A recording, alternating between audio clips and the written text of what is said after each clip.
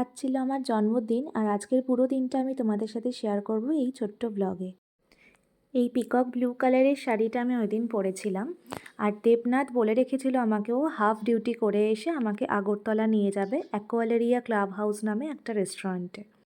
তাই দেরি না করে আমি তাড়াতাড়ি রেডি হয়ে নিয়েছিলাম, কারণ আমাদের এই টাউনশিপ থেকে আগরতলা যেতে বেশ অনেকটাই টাইম লাগে। ব্যাস রেডি হয়ে 1টার মধ্যে বেরিয়ে পড়লাম আগরতলার উদ্দেশ্যে।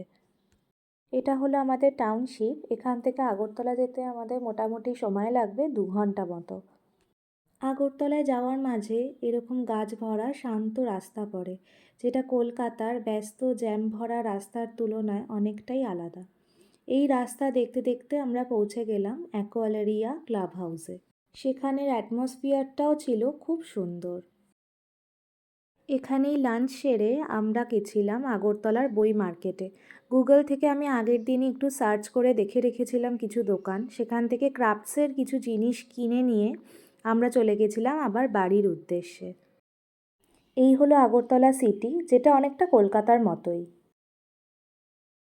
এটা হলো সিপাহীজলা ওয়াইল্ড লাইফ স্যাংচুয়ারি। এটা ক্রস করেই আমাদেরকে উদয়পুর অবধি যেতে হয়। বাড়ি ফিরতে ফিরতে বেশ রাত হয়ে গিয়েছিল, আর আর্ট আর ক্রাফটসের এই কটা জিনিস আমি জন্মদিনে নিজেই নিজেকে গিফট করেছি। এই পার্সেলটা আজকে এসেছিল অ্যামাজন থেকে, যেটা মা আমাকে গিফট করেছিল আমার পছন্দের একটা বই। এই ছিল আমার জন্মদিনের ছোট্ট একটা ভ্লগ। ভালো লাগলে সাবস্ক্রাইব করে দিও। টাটা।